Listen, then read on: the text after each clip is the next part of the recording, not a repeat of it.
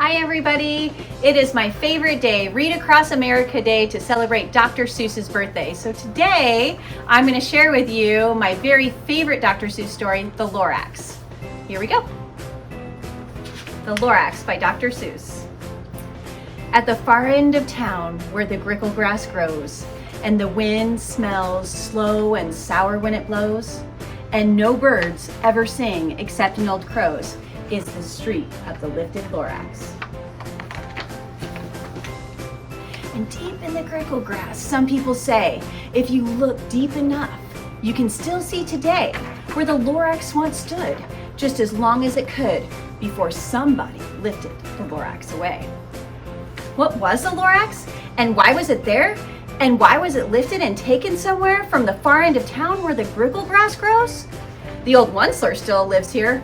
Ask him, he knows. You won't see the Onceler. Don't knock at his door. He stays in his lurkum on top of his store. He lurks in his lurkum, cold under the roof, where he makes his own clothes out of muffered moof. And on special dank midnights in August, he peeks out of the shutters, and sometimes he speaks and tells how the Lorax was lifted away. He'll tell you, perhaps, if you're willing to pay. On the end of a rope, he lets down a tin pail.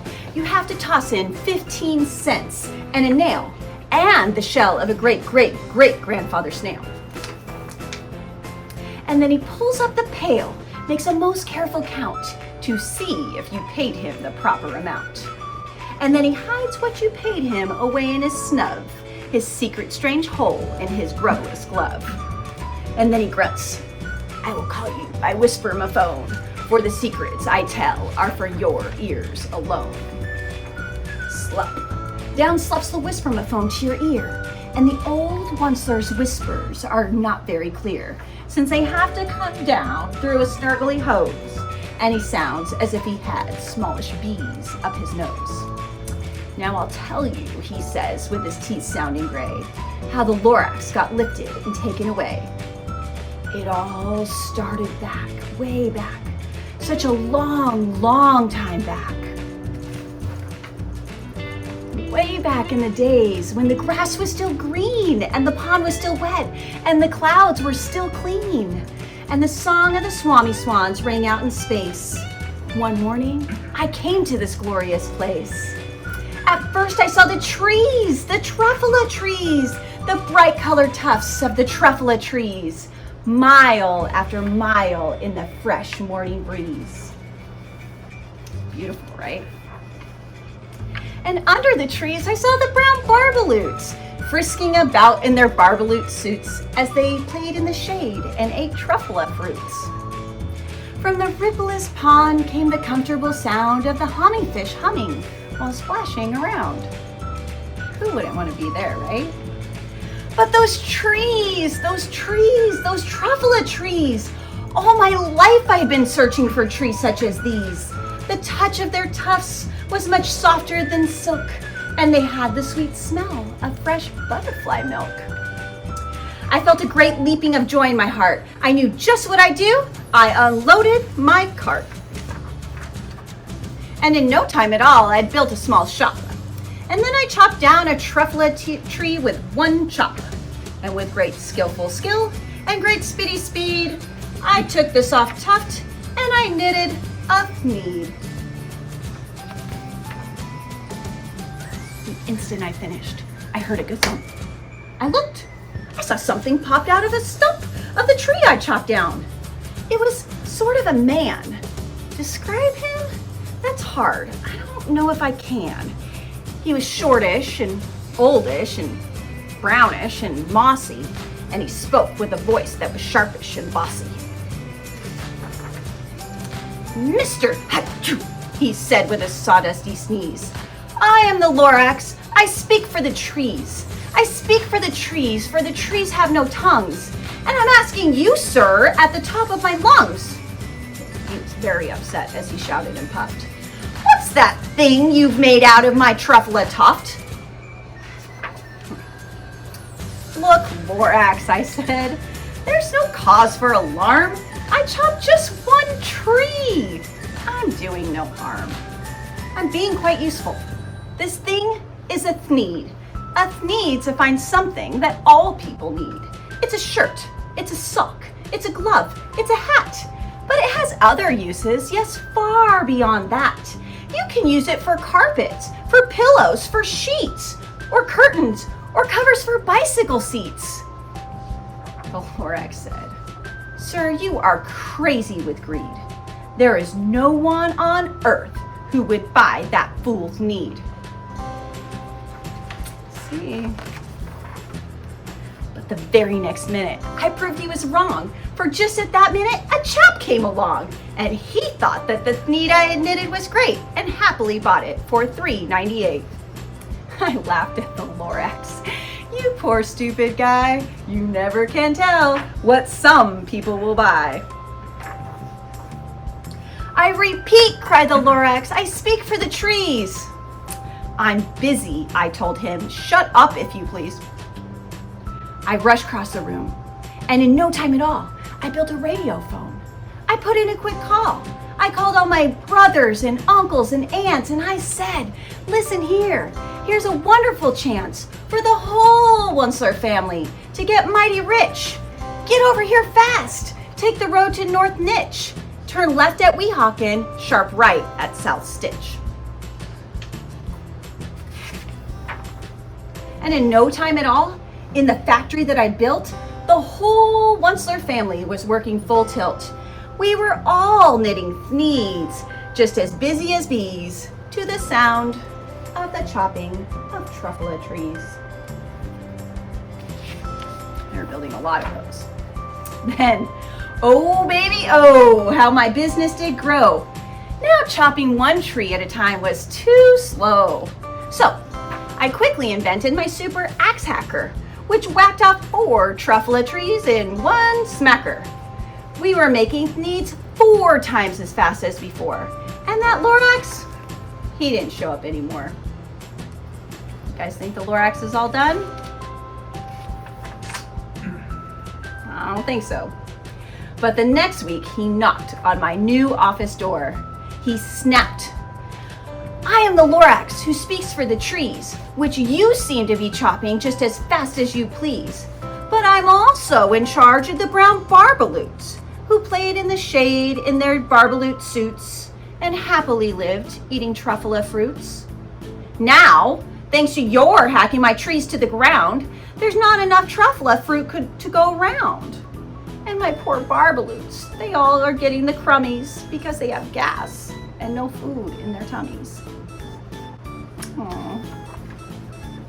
They loved living here, but I can't let them stay. They'll have to find food, and I hope that they may. "Good luck, boys," he cried as he sent them away. I, the Onceler, felt sad as I watched them all go. But business is business, and business must grow, regardless of crummies and tummies, you know.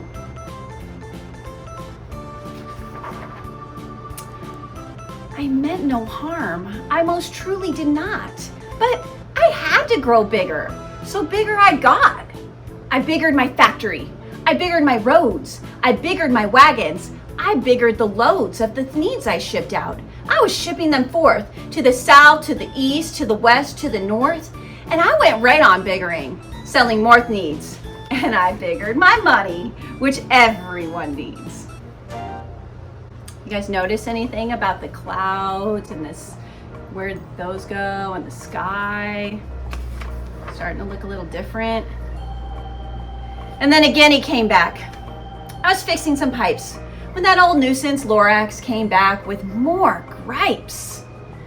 "I am the Lorax," he coughed and he whiffed. He sneezed and he snargled. He snuffled and sniffed.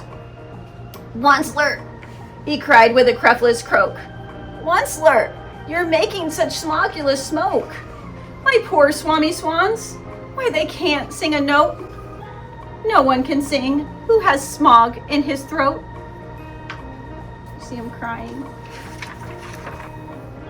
"And so," said the Lorax, please pardon my cough, "they cannot live here, so I'm sending them off. Where will they go? I don't hopefully know. They may have to fly for a month or a year to escape from the smog you've smogged up around here.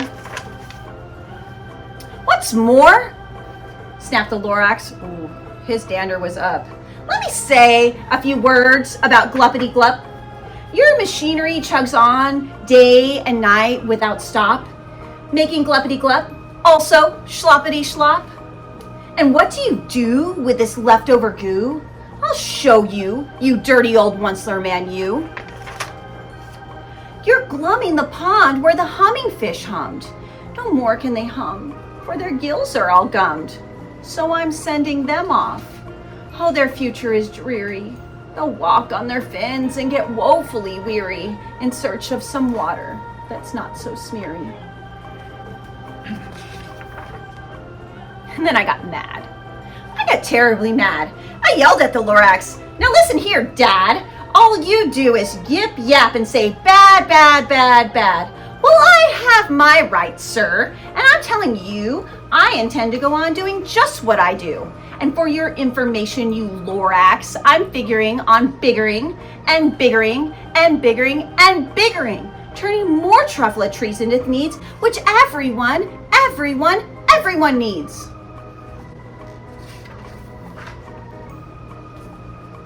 And at that very moment, we heard a loud whack.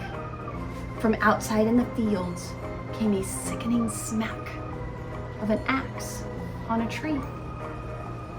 Then we heard the tree fall.